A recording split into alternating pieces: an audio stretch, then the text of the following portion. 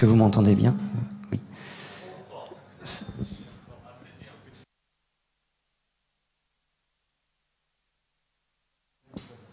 Ok.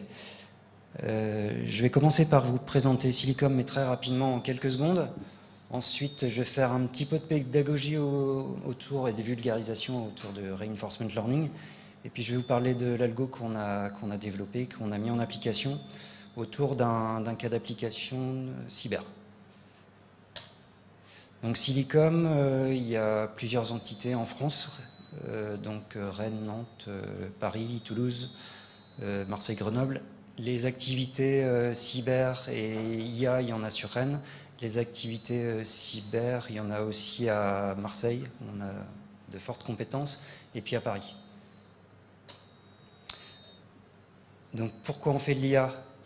Parce que on aime ça, mais c'est surtout parce qu'on développe des produits dans le domaine de l'embarqué, et qu'on a besoin de les tester en permanence. Donc on a besoin aussi d'algorithmes qui optimisent nos tests, parce que c'est rébarbatif de faire des tests. Et on a besoin de gagner en temps pour tester tous les outils qu'on souhaite le plus safe possible. On fait aussi des projets Big Data. Et puis, dans le cadre de nos activités cyber, on se rend compte tous les jours qu'il y a de plus en plus d'attaques sur les réseaux qui ont de fortes conséquences.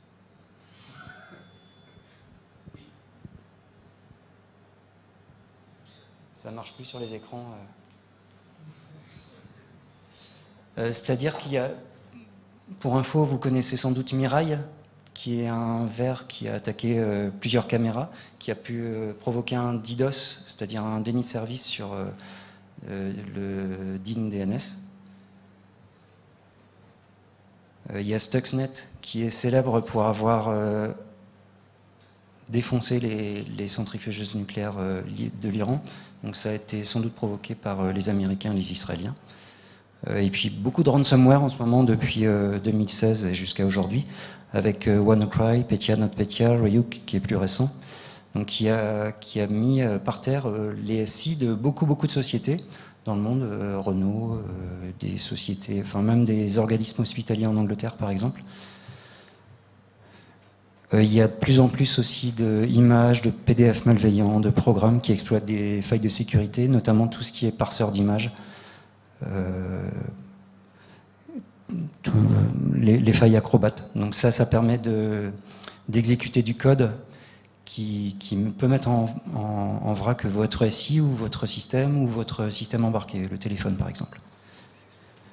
Donc celui qui est plus récent, qui est, pour introduire la suite, qui est Andromeda, ou Gamaru, c'est le même nom. C'est un botnet qui gère jusqu'à 80 malwares et qui est capable de récupérer des informations confidentielles sur les systèmes ou des téléphones ou beaucoup de choses. Tout ça pour introduire les APT, ce qui s'appelle Advanced Persistent Threat. Donc ce sont des façons de faire qui montrent, enfin ce sont des façons de faire de la part des malwares qui font que ces malwares passent inaperçus pendant de très nombreuses années et qui provoquent malgré tout une menace assez forte, et notamment qui permettent de récupérer des infos confidentielles sur les systèmes. Donc pour tous ces problèmes, l'IA, c'est un des cas d'application possible.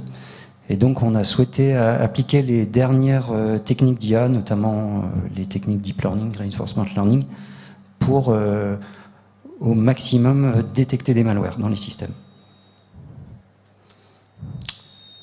Donc juste pour info, c'est un projet qu'on a commencé avec la DGA il y a 2 ans.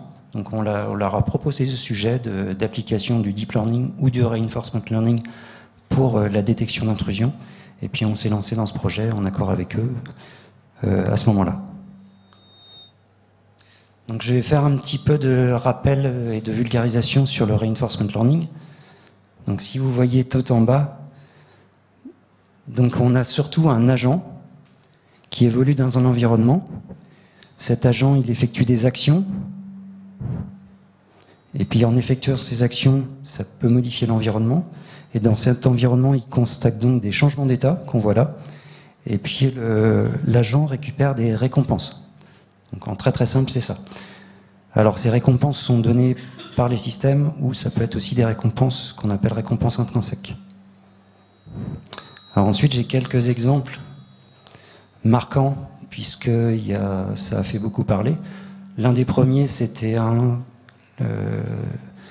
le système de Google DeepMind, qui a permis avec un réseau qui s'appelle DQN, qui a permis de gagner au casse-brique et de surpasser tout ce que pouvait faire l'humain en termes de scoring en un temps limité. Donc ça, c'était en 2015. Il y a ensuite Facebook, avec notamment les travaux du Facebook AI Research. Là, ça a fait un petit peu parler parce qu'il y a un petit peu de buzz, je vais vous expliquer pourquoi. Donc on a deux agents qui sont face à face. Ils ont pour objectif d'établir un deal entre eux. Donc il y a une phase de négociation. Et l'objectif, c'est que chacun puisse obtenir ce qu'il souhaite. Donc là, il y a des choses qui sont sur la table, qui sont des livres, des chapeaux et des ballons de basket. Le but du jeu, c'est que chacun puisse obtenir 2 ballons de basket pour l'un, un chapeau pour l'autre, ou 3 ballons de basket, et pour l'autre, 2 ballons de basket. Donc dans le cas où il y a des conflits, il y a une négociation. Donc dans un premier temps, il y a un premier algo qui est basé sur LSTM, donc je vous en parlerai pas, mais c'est une sorte de réseau de neurones avec information sur le passé. Et puis, dans un second temps, les deux IA sont en concurrence, sont face à face. Elles exécutent des actions qui sont des actions simplement de communication entre elles, avec des mots qui ont été appris au préalable. Et suite à cet apprentissage, les deux IA arrivent à obtenir ce qu'elles souhaitent. Donc, ce qui est apparu, c'est qu'au bout d'un certain temps d'apprentissage, les deux IA adoptaient un comportement mensonger. C'est-à-dire que pour obtenir 3 chapeaux, il y en a une qui disait « je veux un chapeau ». Et l'autre disait pareil. Mais au fur et à mesure, émergeait un comportement mensonger. Donc c'est la raison pour laquelle ça a beaucoup fait parler. Et la deuxième chose, c'est que les deux IA apprenaient, ou développaient un nouveau vocabulaire qui était plus simple que les mots employés à l'origine des phrases de négociation. Par exemple, pour obtenir 3 chapeaux, ils disaient H, H, H, H, pour hat, hat, hat. Alors ça a été retraduit par les journalistes d'une façon bizarre, puisqu'ils ont dit les chercheurs ne comprenaient pas, avaient totalement stoppé l'algorithme et avaient débranché les PC, mais c'était plus pour faire du buzz. Enfin, ça a beaucoup fait parler à l'époque.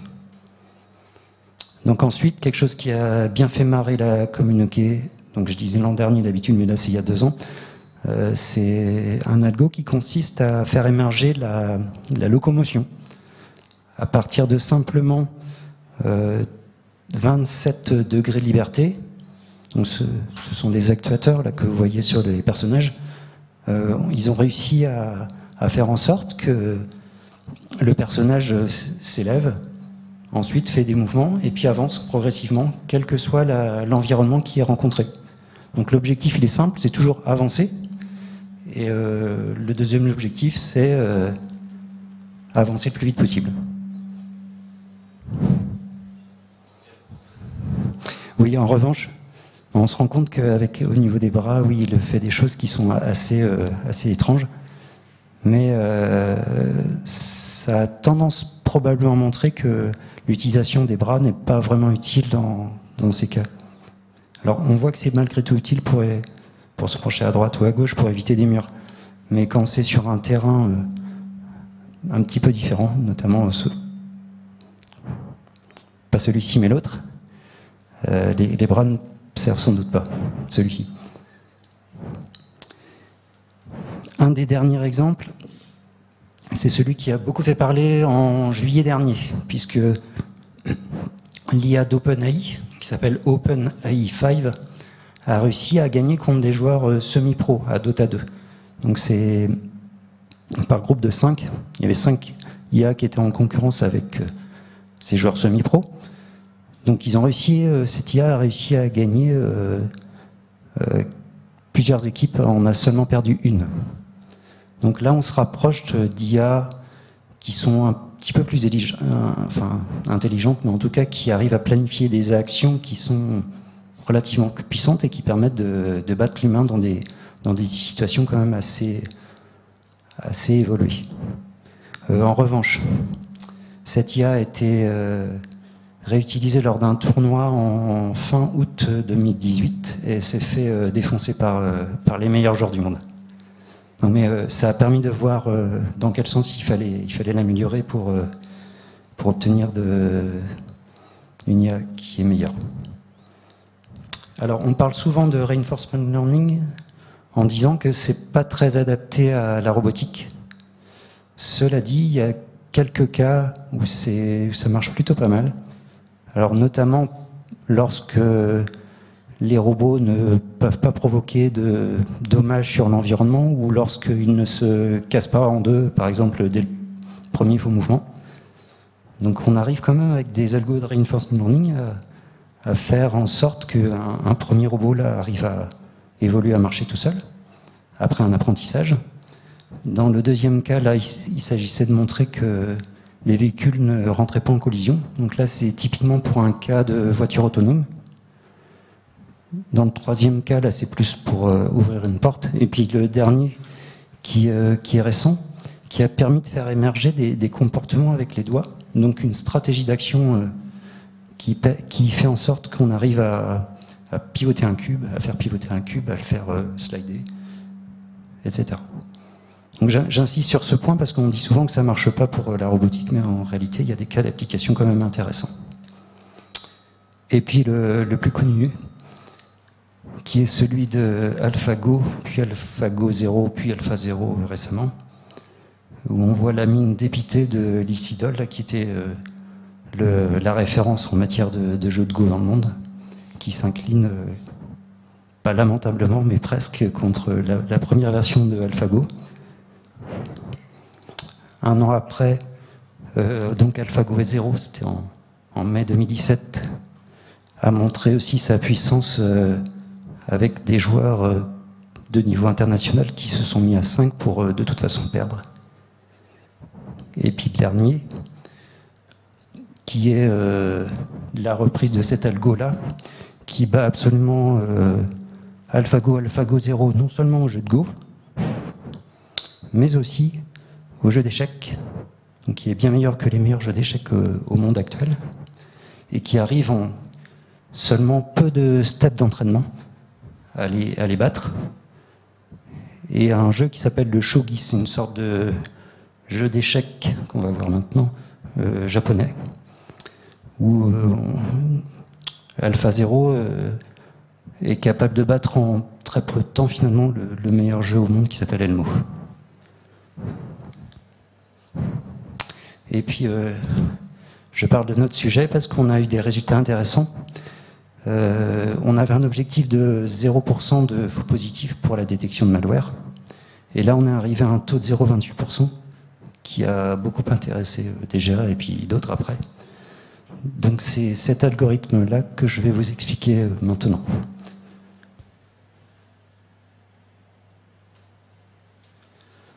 Donc un petit rappel, on a commencé il y a 2 ans et la DGA nous avait demandé de faire un état de l'art de toutes les techniques d'IA récente, Deep Learning et Reinforcement Learning pour la cyber et plus particulièrement la détection d'intrusion.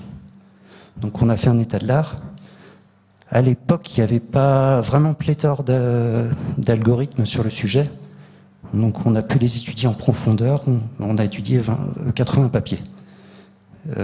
Donc on a même débordé le cadre de la détection de malware. On a regardé les papiers qui traitaient vraiment de la détection d'attaques par analyse des logs réseau, de logs système, de traces réseau, etc. Et on est tombé sur un papier qui est plutôt pas mal, qui sort d'une université canadienne à Dalhousie. Et ce papier a obtenu beaucoup de prix marquants, surtout dans le monde des algorithmes évolutionnistes. Donc c'est un papier qui mélange reinforcement learning, sur des concepts un petit peu différents, pas du Q-learning en tout cas, mais du reinforcement learning et de l'algorithme génétique, surtout des génétiques programming. Donc, dans le papier en tout cas, il s'avère qu'il est meilleur que le DQN qu'on a vu au tout début, il est meilleur que l'humain dans certains cas pour certains jeux. Donc nous, ce qu'on a fait, on a commencé par développer ce papier, puis on avait plein d'idées qu'on voulait mettre en œuvre parce qu'on y pensait déjà depuis quelques années. Une question?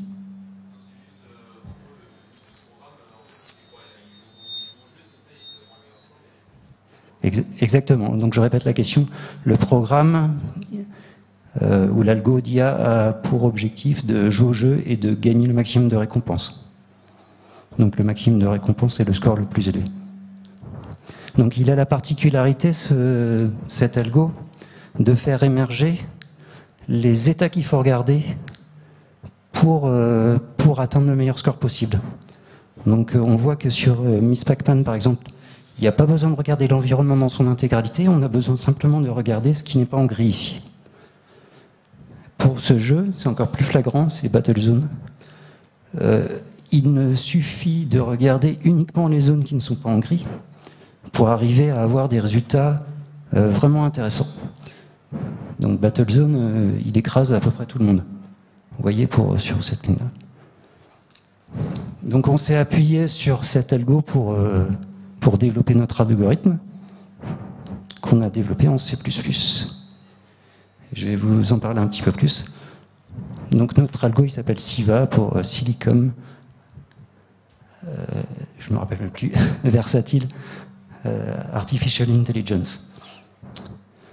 Donc l'idée générale, c'est que la politique, donc qui est la meilleure stratégie d'action permettant d'obtenir le meilleur score à un jeu ou à quelque objectif que ce soit qu'on s'est fixé, est représentée sous forme de graphe. Donc dans un graphe, il y a plusieurs choses. Il y a ce qu'on appelle les équipes racines, qui sont le nœud d'un arbre de décision. Il y a aussi ce qu'on appelle des agents, qui sont des programmes, donc des programmes informatiques. Donc chaque agent exécute une suite d'instructions, et ces instructions rendent un verdict, ou mettre sur la table une offre. Je vais vous en parler après. Il y a dans ce graphe aussi, il y a les ronds bleus, qui sont les équipes qu'on appelle équipes standards. Ce sont des équipes de programmes donc qui s'associent à des programmes en rouge ou à des agents rouges et qui participent aussi à la prise de décision finale. Et la prise de décision finale, c'est ce qui est représenté par les ronds bleus clairs et qui sont des actions quelles qu'elles soient. Donc ça peut être des déplacements à droite, à gauche, en haut, en bas, avancer, reculer. Ça peut être des actions ou des décisions de classification. Ça peut être un appel à un script, ça peut être un appel à une API, ça peut être ce qu'on veut. Donc pour ce qu'on a fait nous en plus des jeux qui étaient à la droite, à gauche, en haut, en bas, on a développé par exemple le fait de pouvoir déplacer une souris, donc de façon aléatoire au départ et un peu plus clean après. Donc ça résume à peu près la situation de ce qu'il y a dans un graphe. Donc ce qu'il faut savoir, c'est qu'à chaque génération, donc il y a une histoire de génération pendant l'apprentissage, toutes les équipes en orange, qui sont les équipes racines, sont mises en compétition. Donc c'est-à-dire que chacune d'entre elles va faire un ensemble de challenges. Par exemple, jouer N fois au même jeu. Sachant que le jeu, quand on le rejoue plusieurs fois, on n'obtient pas forcément le même score, puisque il y a une notion d'aléa même dans les jeux. Donc chaque équipe est mise en concurrence avec les autres. Une chose à savoir, c'est que les agents qui sont en rouge peuvent appartenir à plusieurs équipes, et donc à plusieurs équipes racines, et que les meilleures équipes vont être renforcées, dans le sens où elles vont être d'abord clonées et ensuite mutées. et les équipes les plus mauvaises vont être carrément supprimées de la carte. Donc on va être supprimé du graphe. Donc c'est dans cet aspect-là qu'il y a une notion de programmation générique et d'algorithme génétique. Donc ça ce sont les points de base. Nous, ce qu'on a rajouté, c'est que pour les instructions, on a rajouté une notion de prédiction et une notion de fonction d'attention. Donc c'est une sorte de motivation qu'on appelle motivation intrinsèque qui est plus proche du raisonnement humain. Et notamment, ça fait écho aux travaux que mène Pierre-Hugues Vaudeillet, je ne sais pas si vous connaissez, mais depuis bien longtemps et qu'on suit depuis pas mal d'années, qui fait des choses intéressantes. Et donc on a une sorte d'IA multi-agent, dans le sens où chaque agent participe à la décision finale à prendre, mais pas tous les agents du graphe, seulement les agents qui sont sur un chemin donné. Dans le sens où l'équipe Racine là est lancée, lance tous ses programmes. Chaque programme met une offre sur la table en fonction de sa qualité de prédiction. Et les qualités de prédiction les meilleures sont retenues et vont indiquer le chemin qu'il va falloir prendre. Donc si par exemple la qualité globale du programme est de 100 sur celui-ci et les autres de 80, on va prendre ce chemin-là, ce qui va nous donner l'action que l'on doit réaliser dans l'environnement. Je vais vous expliquer comment ça marche un petit peu plus tard.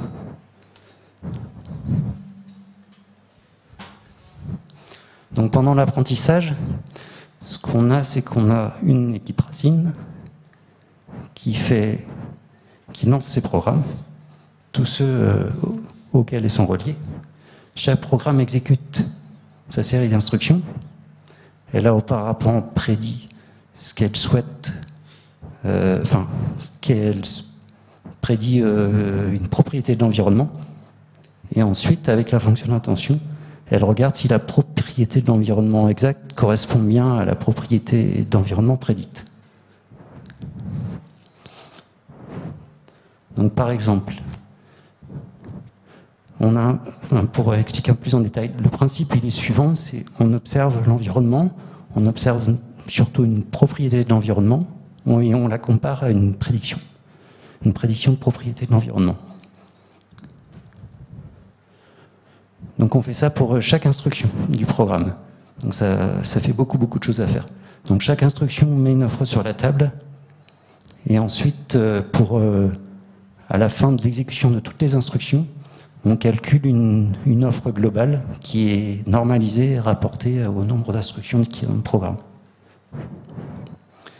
Donc le graphe il est défini aléatoirement au départ, c'est-à-dire qu'il y a des liens qui pointent entre les ronds, les agents et les actions. Donc au fur et à mesure vont émerger des choses vraiment sympas, c'est-à-dire des liens entre les observations et les actions qu'il faut faire pour obtenir le meilleur score. Donc c'est ça qui émerge, puisqu'on supprime ce qui ne va pas et puis on garde ce qui va bien, on renforce ce qui va bien. Donc je vais vous montrer un petit exemple qui sera peut-être un peu plus parlant. Donc par exemple là, on est dans un cas robotique simulé, mais c'est plutôt Pac-Man qui est derrière en fait. C'est un Pac-Man sous-échantillonné, où par exemple l'IA est chargée de contrôler cet objet-là, de telle sorte qu'elle doit échapper à cet objet-là. Donc c'est qu'elle elle regarde une partie de l'environnement, comme je vous l'ai dit tout à l'heure, elle n'a pas besoin de regarder l'intégralité de l'environnement. Et elle se rend compte à un moment donné qu'il faut regarder dans cette zone-là. Et donc ce qu'il a fait, changer de direction pour échapper au petit objet virtuel qu'il y a derrière. Donc comment ça se passe? C'est qu'à chaque exécution, à chaque action réalisée, l'environnement est mis à jour. Donc l'environnement va bouger. Et on relance l'équipe Racine qui va réexécuter tous les programmes qui sont à sa disposition. Chaque programme va mettre une offre sur la table. On va retenir l'offre la meilleure. L'offre la meilleure fait qu'on pointe vers soit une autre équipe comme ici, soit directement une action comme ici. Et puis on continue comme ça, et puis on arrive à trouver le meilleur chemin vers la meilleure action en fonction de ce qu'on observe et l'objectif qu'on souhaite atteindre.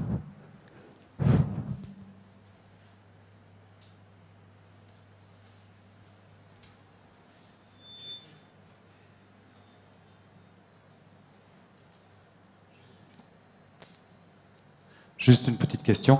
Il fait sur combien d'états à l'avance? C'est un à la fois ou bien il le fait dans le temps?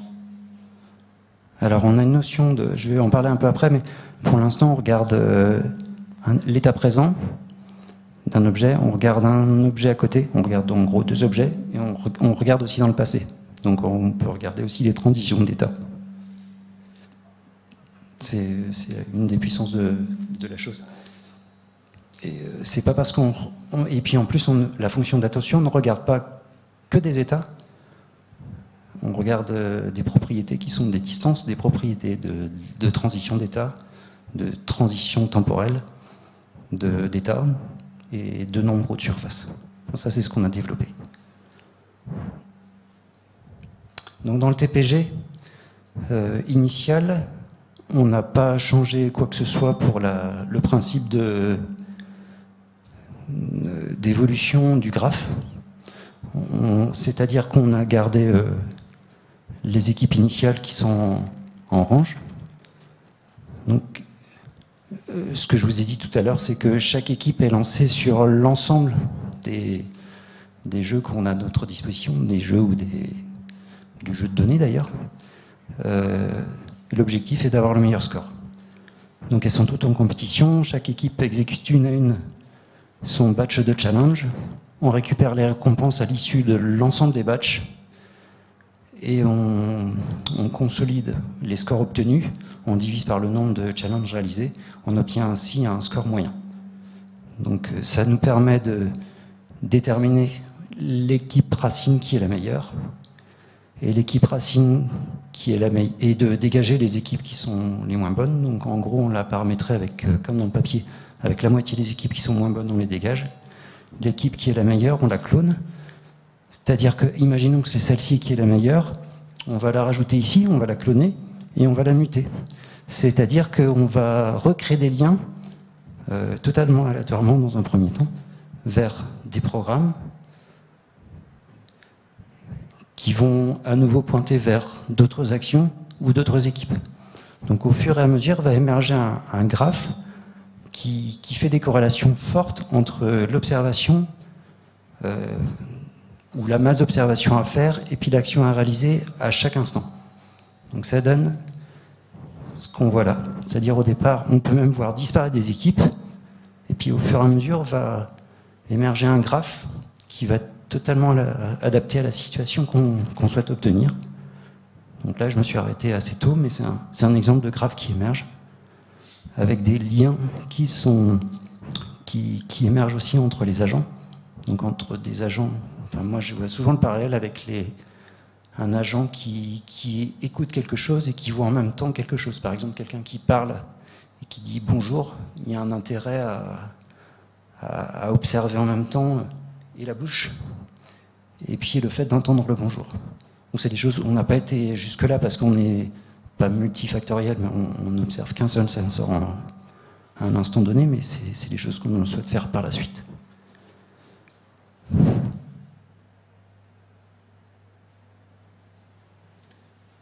Donc ça, je vous ai présenté la substantifique moelle de notre algo, mais c'est pas suffisant. C'est-à-dire que pour répondre aux besoins de reinforcement learning, on a besoin d'avoir l'agent, qui est celui-ci, si on fait le parallèle, et l'environnement. L'environnement, c'est ce qu'on appelle, nous, chez nous, le module métier, qui va être capable de traduire toute information extérieure en information exploitable par notre IA, qui est totalement générique pour le coup. Donc l'IA n'a pas à sa disposition une liste d'actions définie, mais passe par une liste d'actions définie dans le module métier. Donc tout ce qui est en bleu là, ce sont des entités prédéfinies, et en revanche tout ce qui est en rose ou fuchsia, ce sont des des entités qui émergent, apprenantes. Donc il y a cette liste d'actions qui est récupérée au travers du module métier, des récompenses extrinsèques, qui sont en gros les règles métiers que l'humain connaît par avance, qui permettent de faire avancer un peu plus vite l'algo dans la bonne direction. C'est-à-dire, dans notre cas d'exemple, la détection de malware, on sait déjà de base par les experts qu'il y a des appels système qui sont un peu plus représentatifs ou symptomatiques d'un comportement malveillant. Donc c'est typiquement quand on a ce genre de règles, ça nous permet de donner des récompenses supplémentaires qui vont faire en sorte que l'algorithme va apprendre un petit peu plus vite.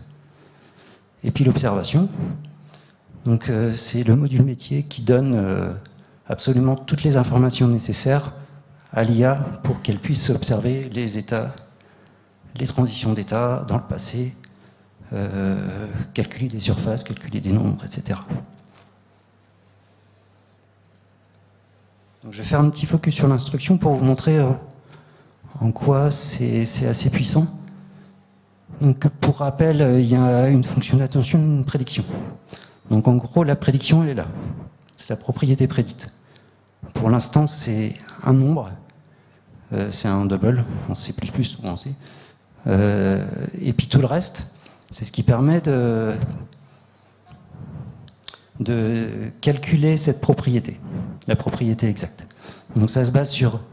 Alors TPG Register, c'était à l'origine dans le papier, on ne s'en sert plus beaucoup maintenant, mais on pourrait le réintroduire. L'opération, donc c'est le type de fonction d'attention que l'IA a à sa disposition pour calculer une propriété. On a des fonctions d'attention qui permettent de calculer des distances, donc c'est marqué là, des états, des transitions temporelles, des nombres et des surfaces. Donc ensuite, on a tout un ensemble de données qui sont des données d'état dans l'environnement présent, des données d'état dans l'environnement passé, les données d'état d'un objet qui est à côté de l'objet qu'on regarde, mais dans une zone qui est celle de ce qu'on appelle FOVEA size. C'est comme nous, la zone FOVEA, nous, on regarde uniquement une partie de ce qui se trouve dans notre FOVEA, mais pas tout. Enfin, il y a ce genre d'état ou d'informations qui sont mises à disposition des fonctions d'attention qui permettent toutes de faire des calculs de propriété et de les comparer avec une propriété prédite. Et puis ensuite, tout à la fin de l'instruction, on a des informations qui sont ancrées, puisqu'on ancre la propriété prédite dans la mesure où elle est bonne. On va la conserver. Et puis on a des indicateurs qui permettent de voir combien de fois elle est bonne, ce qui permet d'accélérer les mutations. Parce qu'au départ, dans l'algo original, tout est aléatoire, et puis dans l'algo qu'on a développé, on fait des mutations qu'on appelle mutations en live, et on fait des corrections en live. Dans le sens où, par exemple, la première fois qu'on a rencontré une propriété, on prédit une propriété aléatoirement. Si cette propriété est dans un range qui est pour nous acceptable, on va malgré tout la conserver, mais on va la corriger immédiatement en lui donnant la valeur exacte de la propriété. Donc ça permet ainsi d'aller plus vite, et ça, on s'en est vraiment rendu compte. Donc ça, c'est par rapport à une notion de acceptable percentage of error to exact property. Donc on a en gros à notre disposition un ensemble d'indicateurs qui permettent d'avoir des éléments pour aller plus vite, en tout cas dans l'apprentissage. Et on s'est en rendu compte sur certains jeux. Donc les caractéristiques essentielles de ce qu'on a développé, c'est qu'on a un environnement interne évolutif.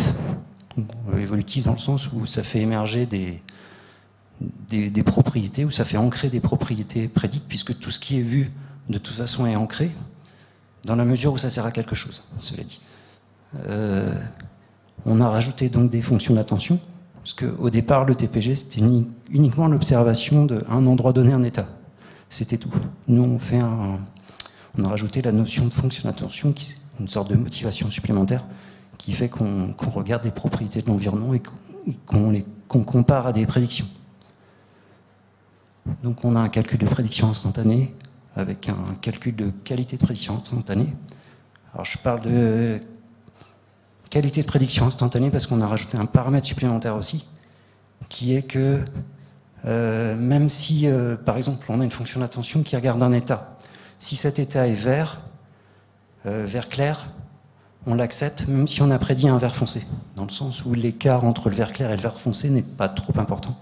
Ce qui fait qu'on accepte de donner une récompense intrinsèque interne à notre instruction. Alors si l'état qu'on a prédit est vert foncé et que l'état observé est vert foncé, on donne une valeur de 100 par exemple, 100% OK. S'il y a un petit écart, on va donner 100 moins un petit calcul, ce qui fait qu'on peut avoir 90, 20, des choses comme ça. Si c'est vraiment en dehors de l'écart acceptable, c'est 0. Donc 0 est récompense intrinsèque instantanée.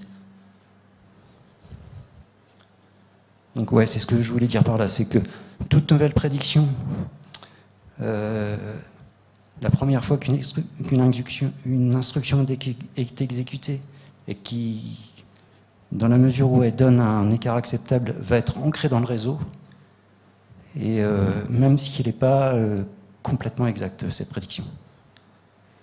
Donc dans les exemples d'innovation à l'algorithme original, donc il y a la notion d'agent prédictif.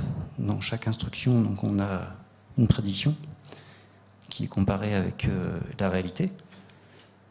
On a des récompenses intrinsèques instantanées qui sont qu'on accepte plus ou moins des offres qui sont posées sur la table, même si on n'est pas tout à fait en phase avec la prédiction, dans la mesure où c'est dans le range acceptable.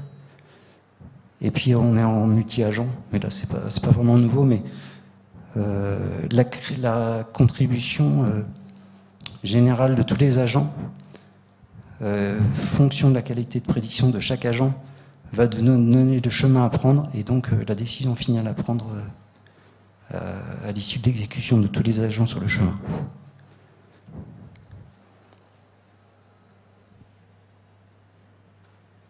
Maintenant, je vais vous parler du module métier.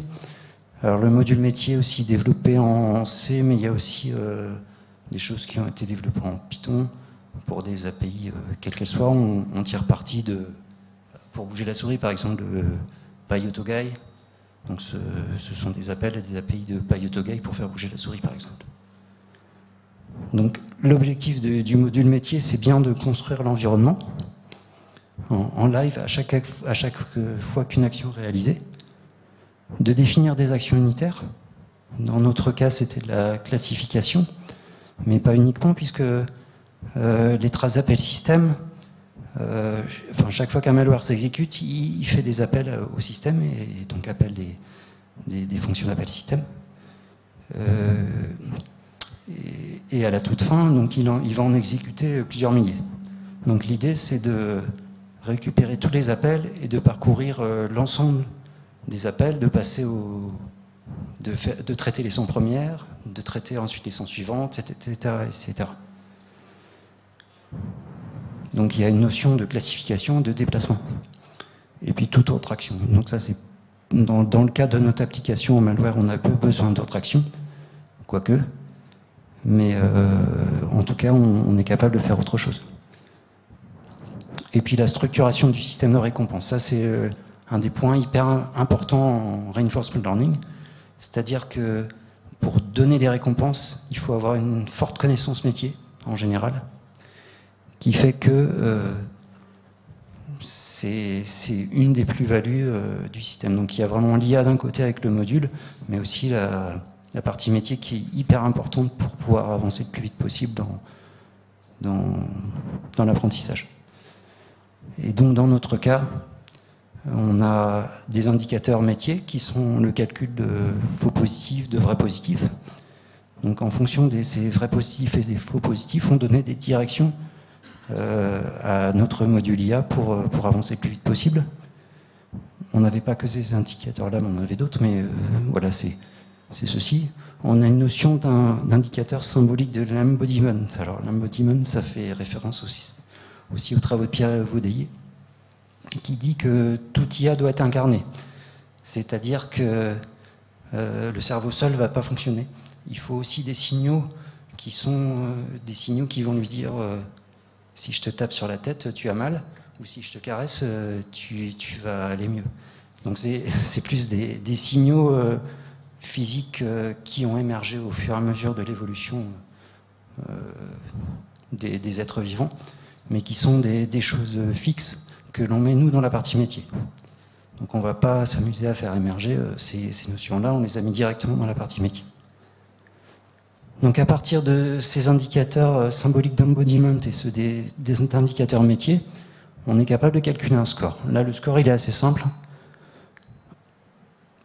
Il est dépendant du nombre de vrais positifs, du nombre de faux positifs, du nombre de vrais négatifs et du nombre de faux négatifs.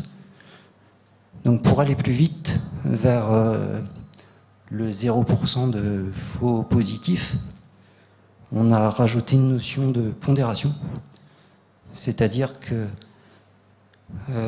tout ce qui est faux positif, on en tient compte fortement, donc on a mis un facteur 1.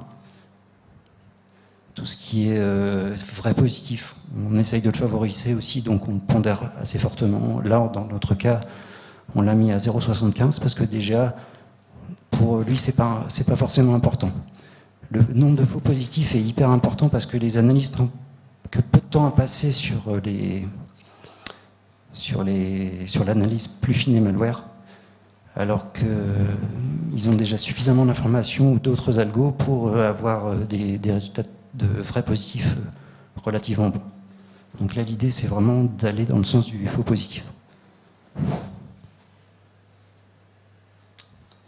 Donc pour montrer à quoi ressemble une trace d'appel système, donc on a une notion de temps en millisecondes. Donc c'est le redatage de la trace d'appel système. On a le temps en secondes, on a l'ID de l'appel système, la valeur de retour, succès ou échec, si c'est une fonction intéressante. Donc ça c'est typiquement les informations qui concernent les appels système qui sont potentiellement malveillants. Donc ce sont des indices supplémentaires. Les arguments utilisés, donc par exemple un appel système peut avoir 4 ou 5 paramètres, mais peut n'utiliser que 2 paramètres. Donc ça c'est important de savoir quels sont les paramètres utilisés. Et puis ensuite on a les valeurs de tous les paramètres. Alors dans notre cas on a mis seulement 5 paramètres, mais c'est vraiment pas limité. Et ça marchait bien déjà avec les 5 premiers paramètres de chaque appel système. Donc ça constitue une trace d'appel système représentée sous forme hexa. Ça fait une ligne de 83 octets, si je me souviens bien, oui c'est ça. Et puis ce que voit l'IA à un instant donné, c'est constitué de 100 lignes. Donc 100 appels système, plus les 100 précédents, plus encore les 100 précédents en fonction du paramètre qu'on a mis pour voir ce qu'il y a dans le passé. Et on a mis ça sous forme d'image parce que c'est plus sympa à regarder sous forme d'image. Donc on voit évoluer le binaire dans l'exécution des appels système. Alors, ce que j'ai pas dit encore, c'est que comment on a obtenu ces traces d'appels système, c'est grâce à l'exécution des malwares dans un environnement sandboxé QQ. Alors, je ne sais pas si vous connaissez, mais c'est une sorte de système qui permet d'exécuter n'importe quoi et de récupérer tout un tas d'informations qui sont entre autres les appels système, et les numéros de process, la mémoire utilisée, enfin il y a plein de choses. Donc avec déjà, on a décidé de se concentrer uniquement sur les appels système et on a de toute façon obtenu de bons résultats. Donc dans le cadre de notre projet, on a exécuté, je ne sais plus combien, beaucoup, et au final on a réussi à n'avoir que 3500 binaires exécutés pour constituer notre dataset d'apprentissage et en gros 3500 autres binaires exécutés pour obtenir notre dataset d'évaluation. Donc on en avait beaucoup plus à notre disposition, mais il y avait malgré tout des petits problèmes avec la sandbox QQ qui font que on n'avait pas tout à fait, enfin, on n'avait pas un nombre plus conséquent et puis on avait un temps limité aussi. Et il s'avère aussi que, en général, dans les papiers qui existent, ils partent entre 2005 et 3005 aussi, malware à analyser. Ce qui fait qu'on a jugé que c'était suffisant pour le papier.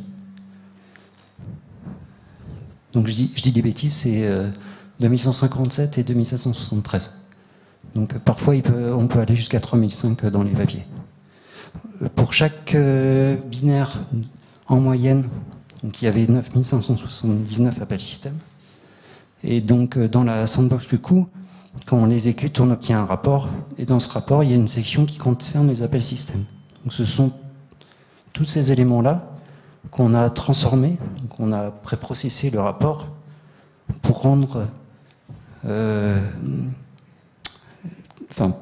pour donner un fichier JSON qui contient des informations sur l'ensemble des éléments nécessaires à notre IA pour avancer. Donc typiquement, on a le nom de l'appel système, on a la notion de timestamp, on a les notions de ID de l'appel système, de succès, d'échec, de retour, et puis tout à la fin, on a les informations qui concernent les arguments.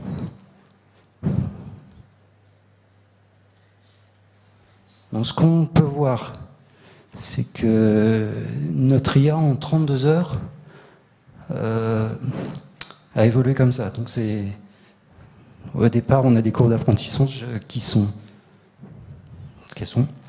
Donc on a un FPR par exemple, je crois que c'était autour de 14, puis ça descend relativement vite. Donc en déjà 150 000 itérations, on arrive déjà à moins de 1% si je me souviens bien. Et puis on a un TPR qui augmente progressivement, une accuracy qui augmente progressivement aussi.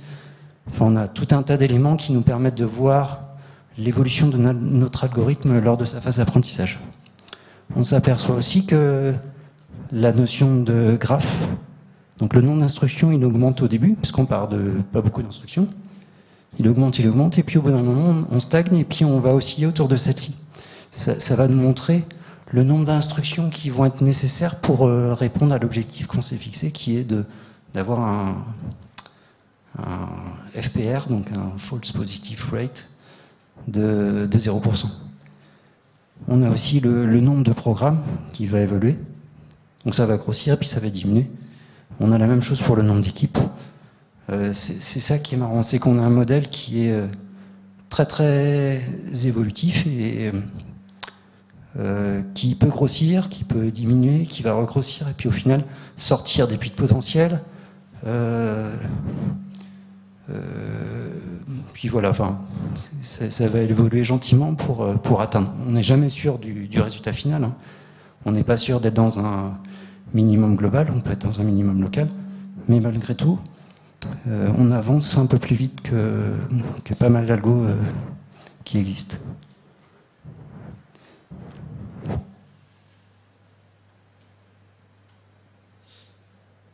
Donc en conclusion, on a un modèle qui fait, donc on va voir qui bouge. Donc on voit des équipes qui se créent, des programmes qui se créent, des agents qui se créent, des agents qui disparaissent. Et puis une fois que le modèle a appris, on a un comportement qui fait que l'observation est en phase avec l'action que l'on va prendre. Donc là, ce sont des actions uniquement de classification et de déplacement dans le fichier. Donc on a finalement un arbre de décision qui émerge. Il y a de fortes corrélations entre ce qu'on observe grâce aux fonctions d'attention, donc ce qu'on observe en tant que propriété. Et puis on voit, alors après c'est l'expérience qui parle, mais qu'il y a une émergence de liens pertinents entre les agents observateurs, des équipes, et puis la décision finale à prendre.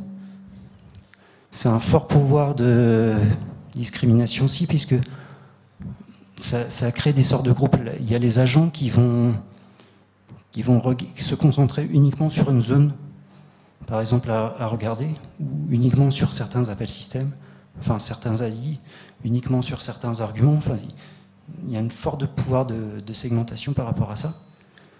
Et puis c'est adaptable à de nombreux cas d'usage. notamment les time series, parce que, alors ce que je vous ai pas dit, mais c'est que les fonctions d'attention, nous on les utilise pour regarder sur des lignes et des colonnes. Donc sur une time series, c'est hyper pratique, puisque quand la time series est structurée, le fait de regarder sur les colonnes, ça permet de voir que tel appel système a été fait, suivi d'un autre, suivi dans le passé encore un autre, ou sans appel système encore un autre. Donc ça c'est super pratique de regarder sur des lignes et des colonnes. Donc pour des time series, ça marche super bien. Et puis pour des non-time series, ça marche bien aussi. Parce que notamment dans les jeux vidéo, on voit que quand on regarde une ligne ou une colonne, on voit des lignes, on voit des distances qui disparaissent, par exemple, comme dans Pac-Man. Une distance entre un fantôme et puis Pac-Man, on voit qu'elle diminue, puisqu'on observe des distances entre deux états du même couleur qui sont sur la même ligne ou sur la même colonne. Et on voit ce genre de choses.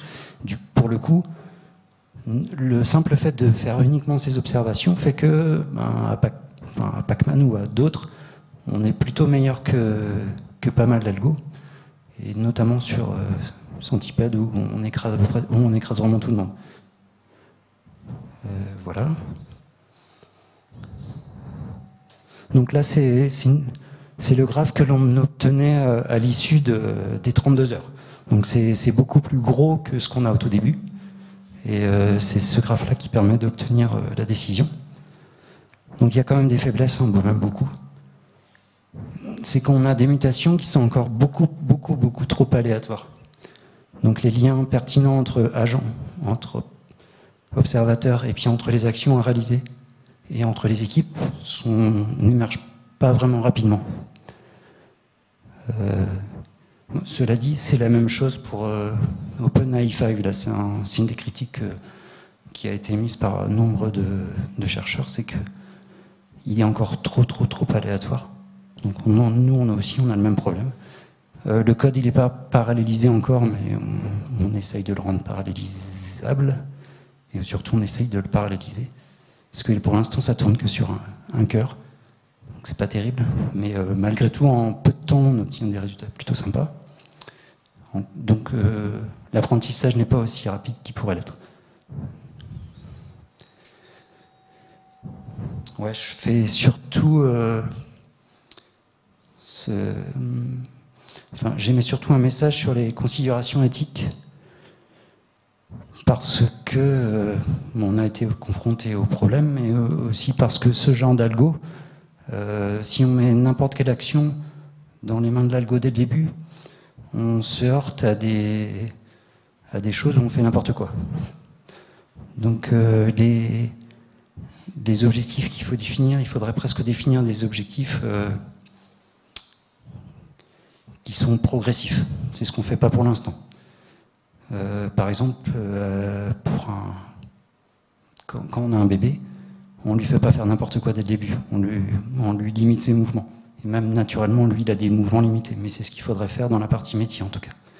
Parce que sinon, c'est ce que je dis, si on met un couteau ou un fusil ou un pistolet dans les mains d'un bébé, ça va faire n'importe quoi et puis il va provoquer des dégâts considérables.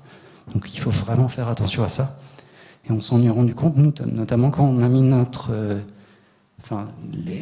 fait de bouger la souris entre les mains de notre IA, au bout d'un moment, même assez vite, la souris était incontrôlée, on n'arrivait même plus à prendre la main sur le PC, ce qui fait qu'on était obligé de débrancher le PC. Bon, c'est un détail, mais il faut vraiment faire attention à ça. C'est une des raisons pour lesquelles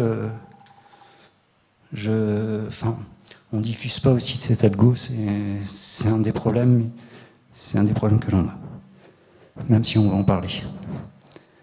Donc je voulais vous faire une petite démo de ce qu'on a obtenu à la fin.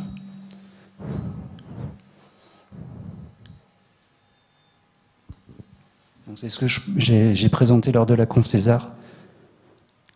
C'est-à-dire que on voit pas bien, mais c'est en gris là. En gros, on obtient au final une sorte de quadrillage de tous les appels système. Donc les agents se basent sur l'observation de tout ce qu'il y a. Notamment, ils se focusent beaucoup sur les ID qui sont par là. Et de temps en temps, ils trouvent des choses sur les lignes aussi, qui sont intéressantes. qui lui font dire que un malware est de tel ou tel type, ou c'est un malware directement. Donc là, ce qu'on voit, c'est vraiment le contenu d'une instruction, donc avec le type d'opération qu'on voyait, plus tous les paramètres. Donc ça représente pas mal de choses. Et donc on voit que c'est assez dynamique comme système, dans le sens où dès que l'environnement évolue, une action est réalisée, une observation est réalisée, on refait une autre action, ce qui fait que l'environnement évolue encore, et au fur et à mesure comme ça, on arrive à faire en sorte de trouver la bonne décision à prendre à chaque fois. Donc là, c'est plein de petits outils qu'on a mis autour pour pouvoir voir un petit peu mieux l'évolution de l'apprentissage. Et puis surtout, ça nous a permis de voir les bugs dans l'implémentation qu'on avait faite au départ. Parce que c'est malgré tout, ça nous a pris... la première version, elle a mis plusieurs mois, et puis c'est plus d'un an de développement à plusieurs personnes. Et c'est pas fini.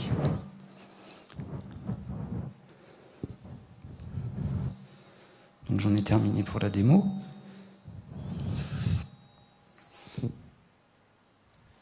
Je remets comme ça. Donc on a beaucoup de perspectives autour de notre algo. Notamment, on a répondu à des appels à propositions de l'État pour challenge IA pour améliorer l'algo. Donc, notamment côté multisensor, parce que pour l'instant, quand on est dans un environnement classique, on regarde que des images, par exemple, on regarde en 2D. Déjà, on regarde pas, on n'écoute pas le son, on fait rien d'autre à côté. On ne regarde pas si on est touché. Donc pour la robotique, il y a encore pas mal d'étapes à franchir avant que ce soit un peu mieux. Il faudrait qu'on prédise des objets de taille plus importante. Donc ça, c'est en cours de dev, par contre. Pour l'instant, les objets qu'on regarde, ils sont positionnés à une adresse, mais on regarde uniquement dans une taille de faux V à données. Et on ne regarde qu'un état pour l'instant. Donc ça marchait bien pour les time series, mais pour des choses plus compliquées, là, on n'est pas capable de regarder, par exemple, l'intégralité de cet objet. On regarde uniquement un point de cet objet. Et on le compare avec un autre point qui est, par exemple, celui-ci. Mais ça, c'est en cours de développement. On a beaucoup d'idées pour avoir des récompenses intrinsèques supplémentaires. Et puis, on a une envie qui est de faire de l'autolabellisation, puisqu'il y a pas mal de datasets qui sont vraiment petits. Donc l'idée, c'est de faire des classifications, ou des labellisations automatiques, mais confirmées par l'être humain. C'est ce qu'on appelle active learning aussi. Ou alors que l'humain directement puisse ou soit capable de donner des informations supplémentaires pour avoir un dataset qui évolue aussi en permanence et qui permet l'apprentissage en permanence. Et puis on a des idées pour tirer parti des indicateurs que l'on a mais que je ne vous ai pas montrés, qui permettraient de créer des liens un petit peu plus pertinents entre les agents observateurs. Donc pour ceci, on se base beaucoup sur les jeux vidéo, parce qu'en reinforcement learning, une des bases, c'est ce qu'on appelle ALE, c'est une base de jeux vidéo Atari, et on se base beaucoup là-dessus. Donc l'idée aussi, c'est de se focuser sur nos activités cyber, ou alors de la classification, détection. Donc on le fait là en ce moment sur des fichiers. Donc typiquement, ce qu'on voit là, en fait, ce sont des lettres, des fichiers, donc fichiers PDF ou fichiers texte, quel qu'il soit, mais aussi, ça peut être un peu n'importe quoi. Et donc on arrive à, là c'est sur un langage, l'idée c'est de trouver la langue d'une phrase. Donc on n'est pas encore au top de ce qu'on pourrait faire, mais ça montre un réseau qui évolue, qui a pour action de dire c'est une phrase en telle langue ou en telle langue ou en telle langue, en fonction de ce que les agents voient. On a aussi des projets qui font que on va essayer de faire de la reconnaissance faciale, parce que c'est des demandes qu'on a aussi, en tirant parti des algos reinforcement learning et des actions qu'on a à notre disposition, et notamment les actions de rotation. Puisque un algo de deep learning est assez facilement leurrable avec des simples rotations, et pas que. Donc l'idée, c'est de trouver des propriétés de l'environnement après chaque action que l'on fait. Donc une option en rotation, on essaye de retrouver une propriété prédite, même quand on fait une rotation d'image. Soit une rotation d'ailleurs, soit une translation, soit un zoom. Enfin, il y a des petits exemples là-haut. On travaille aussi sur les données AIS. Donc là, on a déjà développé quelque chose. Mais là, c'est plus un aspect big data.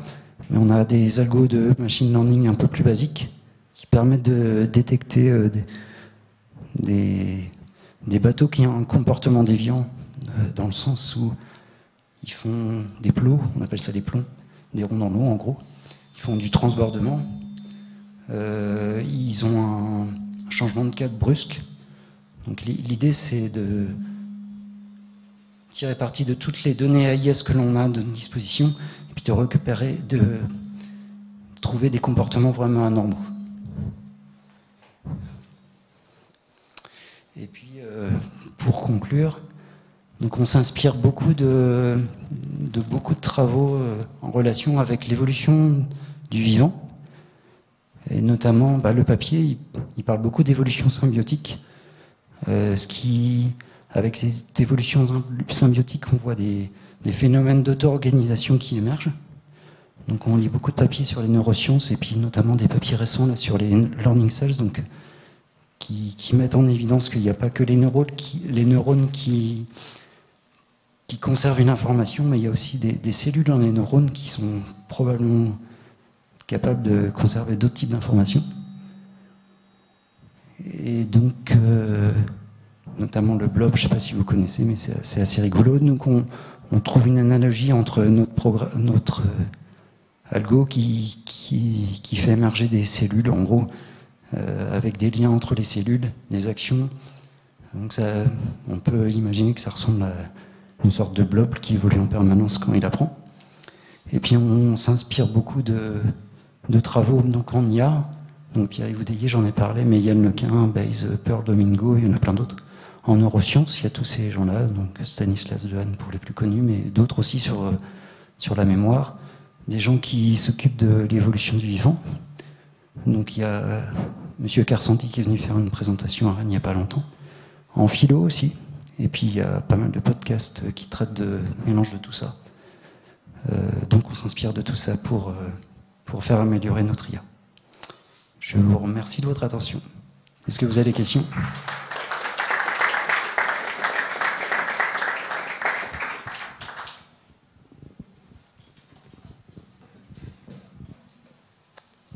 Moi j'ai deux questions. Déjà, d'abord il y avait eu le slide sur les résultats de l'algorithme.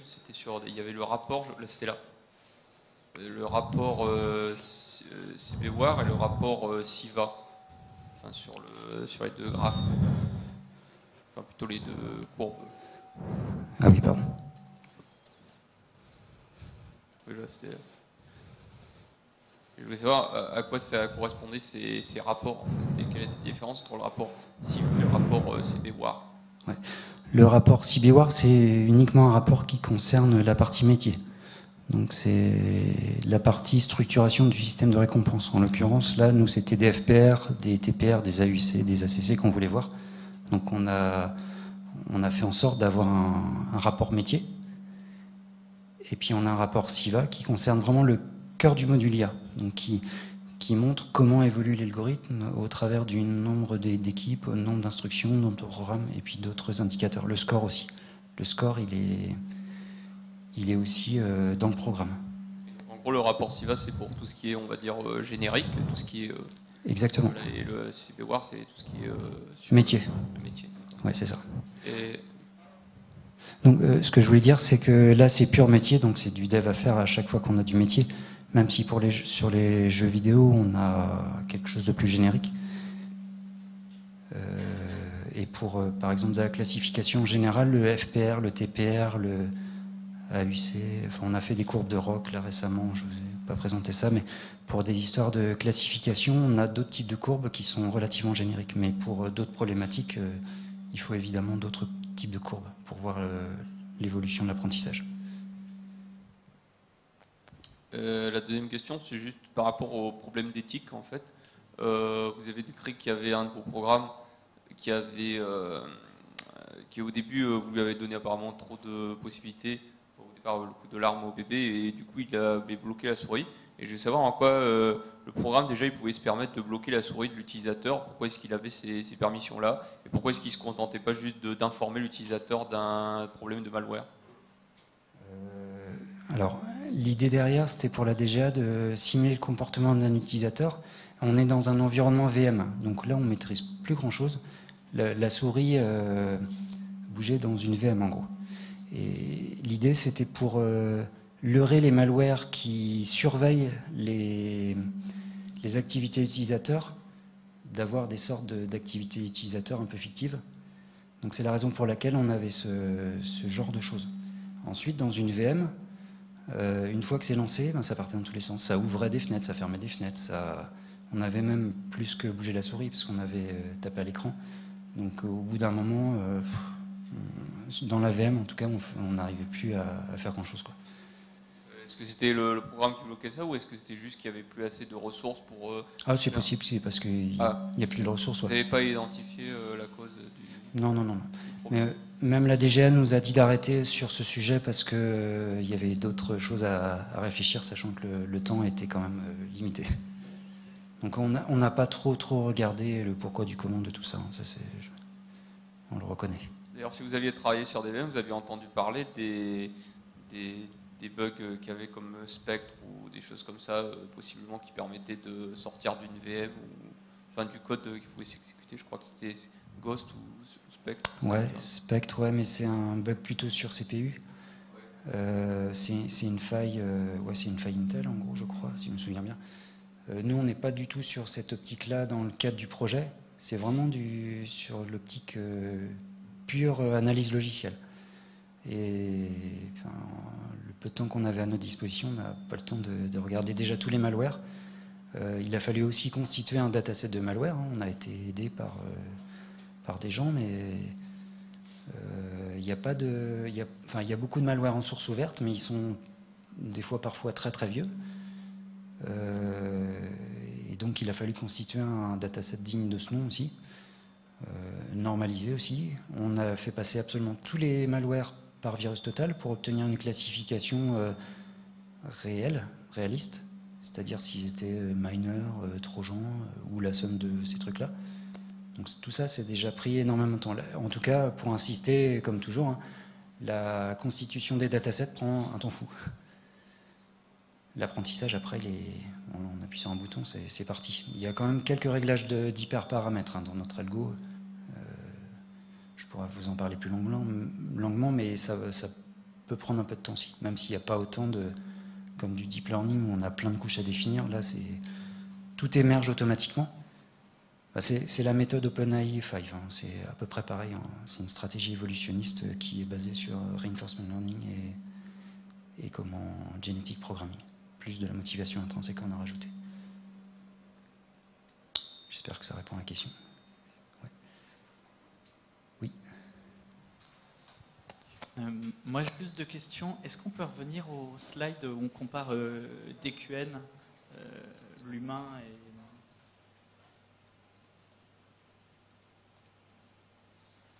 Est-ce que savoir, au niveau du temps, c'était à temps égal au niveau des données Non, c'est pas à temps égal. Parce que le problème des algorithmes évolutifs, ça a toujours été un peu le temps de calcul. Oui. Et donc, je suppose que c'est beaucoup plus élevé que DQN, par exemple. Alors là, oui, typiquement, ils ont arrêté au bout d'une semaine avec un certain nombre de machines. Enfin, avec une machine, pardon. Alors que DQN, oui, c'est probablement ça allait plus vite. Là, j'ai pas la notion de temps, mais probablement ça allait plus vite. Mais nous, justement, l'algo de base, le TPG, il est vraiment très lourd. Nous, une fois qu'on l'a développé, on n'obtenait pas du tout de bons résultats. On obtenait des scores de 200 à Space Invaders, ce qui est tout pourri. Alors qu'en rajoutant tout ce qu'on a fait, nous, en quelques minutes, on a déjà obtenu des scores de 1500. 1500, ça commence à être des trucs intéressant en quelques minutes. Et ça tourne sur un seul cœur. Donc là, on est plutôt dans des... Et puis on n'utilise pas de GPU, en tout cas, pour le coup, l'algo, il s'y prête pas. Donc, Ok. Et la deuxième question que j'avais, c'est vous n'avez pas essayé de vous comparer à Rainbow, par exemple? Si, alors Rainbow, qui est maintenant la référence avec une base A3C, si, et pour certains, on est mieux. On n'a pas communiqué encore, mais pour certains jeux, on est mieux. Il faudrait qu'on fasse le bench sur les 49 jeux qu'on voit dans tous les papiers. Ouais. Notre direction va peut-être nous lancer là-dedans, mais pour l'instant, on n'a pas fait le bench. On utilise beaucoup Space Invaders, des jeux un peu différents. Hein. Donc Space Invaders, Centipede, Miss Pac-Man, qu'est-ce qu'il y a dans la liste? Frostbite, Sequest et Zaxxon, c'est tout. Et vous avez repris un peu les stratégies qu'ils ont fait avec DQN pour l'améliorer, c'est-à-dire prendre du replay buffer, des choses comme ça? Alors, c'est presque intrinsèque à l'algo, dans le sens où on observe ce qu'il y a dans le passé, et nous, pour le coup, on peut remonter beaucoup plus loin, parce que la mémoire dont on a besoin pour regarder vraiment dans le passé, on ne regarde pas tout l'environnement, là, on ne regarde qu'une partie. On est capable de stocker tout ça. Là, on ne s'est pas trop amusé avec ce type de paramètres, mais on pourrait... Là, globalement, on a essayé jusqu'à 5 écrans dans le passé. Donc c'est pas beaucoup, mais quand on est en mode réactif comme ça, pour les jeux vidéo, on estime que c'est utile. OpenAI5, ils font beaucoup plus. Et on a des notions qu'on a rajoutées derrière, des indicateurs qui disent, en fonction de ce que j'observe, quelle est la valeur de récompense que je vais obtenir si je fais telle action. Enfin, c'est des choses qu'on a développées, qui ne sont pas encore mises à disposition de la mutation, de la prise de décision, mais ça va venir dans les prochaines semaines. Ok, merci. On m'avait posé la question, César, par rapport au réseau récurrent. C'est ce que je disais, dans l'algo, nativement, on peut regarder le passé, mais même plus loin, sans stocker autant de choses. Donc, je trouve que l'algo, il est puissant par rapport à ça.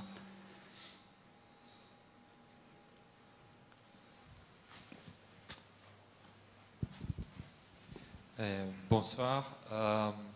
Je voudrais savoir au niveau de la classification si vous êtes capable de distinguer quels sont les types de malware, ou si vous répondez plutôt si dans le logiciel malveillant ou pas. Et aussi pour la construction de datasets, vous avez mentionné que vous avez utilisé VirusTotal. Et moi, je suis un peu dans cette même métier de problème de construire les datasets, machin.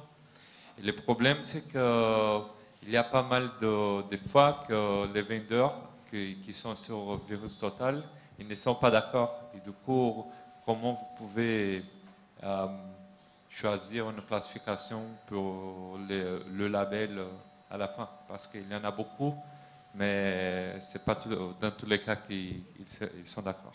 Ouais.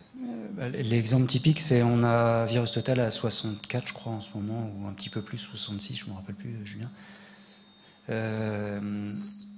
Outil à sa disposition. Donc il lance tous les binaires au travers de ces outils, et chaque outil donne une classification. Et au final, on a un score 0 sur 67 qui sont différents, ou 1, ou 2, ou 10, ou 15. Ce qui fait qu'effectivement, parfois, on ne sait pas... Il y a des outils qui ont des infos contradictoires. Pour le coup, on ne sait pas. Nous, ce qu'on a retenu comme solution, on avait suffisamment de malware pour ne prendre que ceux qui étaient 0 sur 67. Donc on n'a pas conservé les malwares qui avaient une valeur plus que 0.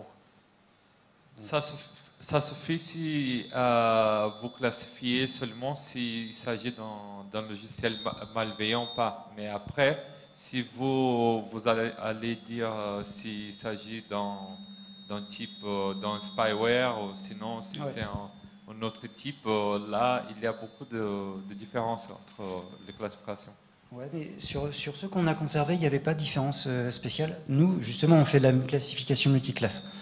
Donc, c'est là où ça a été puissant comme algo. Parce que là, on est vraiment capable de dire c'est et ransom, et miner, et DOS. on ne dit pas c'est simplement sain ou malveillant. Il y a une classe 0, c'est sain, donc il ne prend pas de décision. Après C1, c'est générique, donc c'est malveillant. Mais ensuite, il est 2 ou 3 ou 5 et 3 et 4, comme ce qu'on voit là-haut. Donc c'est vraiment une classification multiclasse, et malgré cette classification multiclasse, on obtient un FPR global multiclasse de 0,28%. Mais on a fait en sorte, malgré tout, de retenir des... C'est vrai qu'on a retenu des malwares qui avaient la même classe sur à peu près, enfin, sur tous les logiciels dont dépend VirusTotal. On a certainement pu passer au travers de ransomware un peu particuliers, effectivement, qui ferait que notre algo est moins bon. Mais c'est un papier de recherche, hein, donc il faudra aller plus loin dans l'industrialisation. C'est ce qu'on est en train de faire.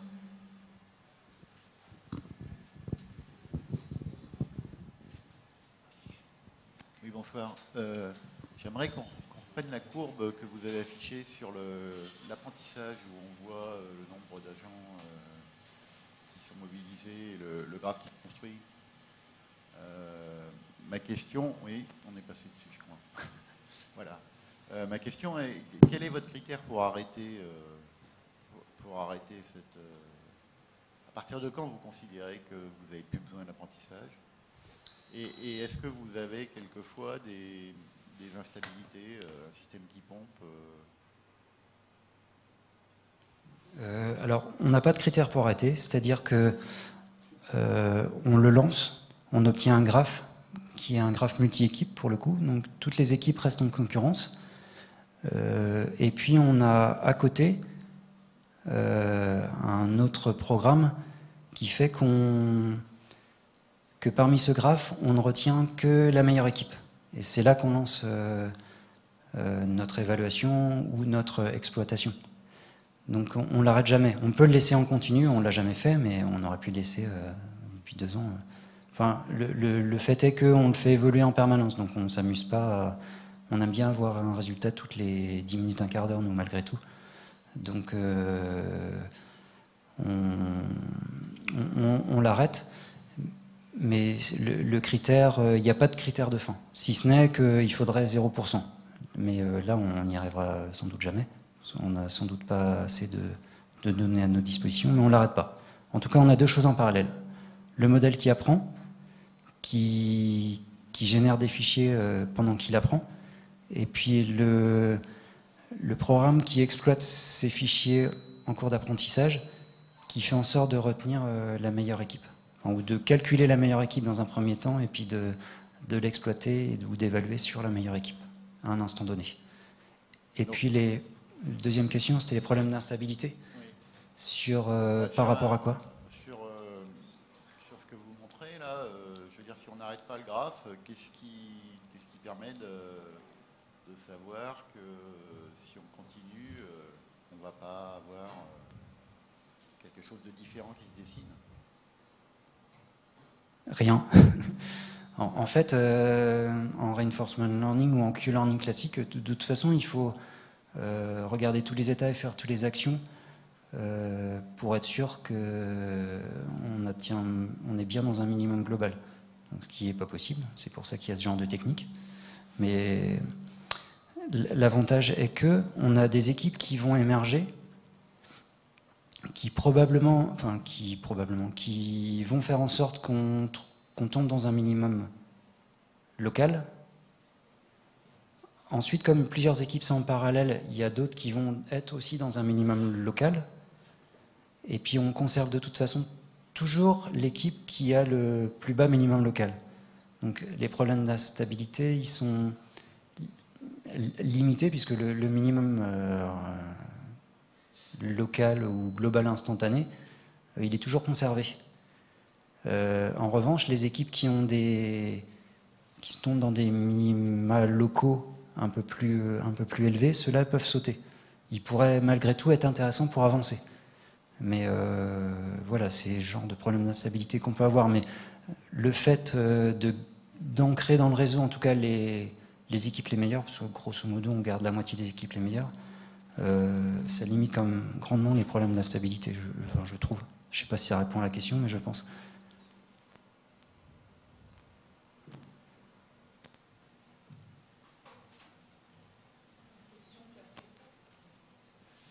Dernière question, puis après on va conclure. Juste une, je vous le passe après, promis. Quand tu as fait ton dataset, il était équilibré ou pas? Et ton test set, il était équilibré ou pas? Il était équilibré, oui. Donc c'est-à-dire équilibré sain malware, ou alors équilibré, chaque classe était équilibrée? Chaque classe. On a fait en sorte de... C'est Julien qui a travaillé là-dessus d'ailleurs. En revanche, on n'avait pas beaucoup de sains. Ça, c'est un des problèmes qu'on avait. Mais on était sur un problème de classification multiclasse de binaire malveillant. Au final, on s'en sort bien grâce à ça. Mais dans les 2 datasets, en gros, on n'avait même pas une vingtaine de binaires sains. Et après, c'était très équilibré par classe. Et du coup, il n'y a pas des problèmes, parce que comme vous vous focalisez sur le nombre de faux positifs, oui. De regarder derrière le nombre de faux négatifs, etc. Parce que généralement, ça peut énormément biaiser que de regarder qu'un seul taux, typiquement les faux pésatifs. Parce que ce qu'on veut essayer de gérer, c'est de maximiser ou de minimiser l'ensemble des taux. Et on sait que c'est pas possible. On sait que c'est pas possible. Voilà. On fait le mieux qu'on peut via, typiquement, soit score, soit n'importe quoi. Mais voilà, donc de fixer une règle au faux positif, ça ne crée pas justement un biais derrière sur vos résultats? Alors, on en a parlé pas mal avec déjà Amy aussi. Et puis, l'idée, c'est d'avoir autant de modèles que de critères à atteindre. C'est-à-dire qu'on a un modèle émergent qui fait en sorte de uniquement atteindre un objectif de faux positif très faible, un autre modèle qui fait en sorte d'atteindre un taux de vrai positif très élevé, un autre taux négatif faible. Enfin, voilà, c'est ce genre de choses. On aurait, en gros, dans nos besoins, on aurait 5-6 modèles, quoi. Un pour les ACC, un pour les TNR, un pour les TPR, un pour les FPR, un pour les FNR. Donc l'idée, elle est là. Sachant que vraiment le critère le plus important pour DJMI, ils ont très peu de ressources humaines à leur disposition pour analyser les malwares. C'est vraiment le taux de faux positifs, ils s'en sortent pas, quoi. Pas du tout. Et le taux de vrai positif, ils ont déjà plein d'outils du marché avec soit du machine learning, soit des règles métiers basiques qui leur permettent de dire là, il y a une forte suspicion que ce soit un binaire malveillant. Mais il n'y a pas de notion de classe, nous c'est ce qu'on donne, pour orienter une analyse par l'analyste justement. Et il faut être sûr que le FPR soit le plus bas possible, en tout cas pour orienter, pour convaincre l'analyste qu'il faut continuer. Donc c'est ça l'idée.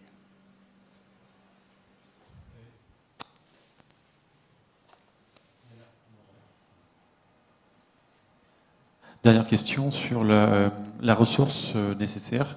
Vous parlez d'un cœur sur 32 heures, mais en taille mémoire, la base graph, est-ce qu'elle prend beaucoup de mémoire? Est-ce qu'elle enfle au fur et à mesure de l'apprentissage, ou elle redescend systématiquement après chaque élimination? Effectivement, ça monte, ça descend. On a fait sur un 16 Go de RAM, donc c'est vraiment pas beaucoup.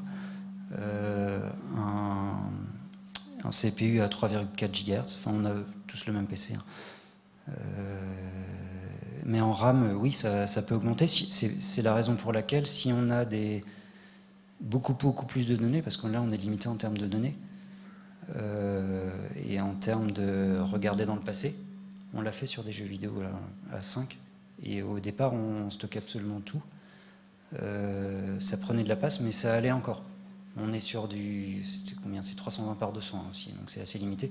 Si on est sur des choses de plus grande taille, plus grande dimension, effectivement, on sera bloqué. De toute façon, le nerf de la guerre pour ces algos-là, c'est la RAM. Clairement, c'est la RAM. Donc pour avancer plus vite, donc on sauvegarde beaucoup de choses aussi. À chaque fois qu'on a un bon graphe, on le sauvegarde. Et ça marche chez nous d'autant plus vite qu'on a des disques durs rapides, je ne me rappelle plus le nom, des SSD. Voilà. Avec les machines qu'on passe de SSD, effectivement, on voit la différence, hein, c'est assez impressionnant. La taille de l'arme, c'est pas un critère? De l'arme? Si, c'est un critère, donc ça augmente l'utilisation de la RAM, effectivement. Et, ici, il cherche à simplifier automatiquement en supprimant des équipes. Quand tu supprimes des équipes, ça supprime des liens. Et puis, quand tu tombes dans un minimum local qui est beaucoup plus intéressant que tous les autres, parfois on se rend compte que y a tout un pan de liens qui va sauter, tout un pan d'agents qui va sauter. Donc c'est pour ça que ça grossit, ça diminue pour à un moment donné osciller entre un certain nombre de programmes, d'équipes, d'instructions. Mais effectivement, si le graphe grossit démesurément, on n'aura pas assez de RAM. Ça, c'est clair.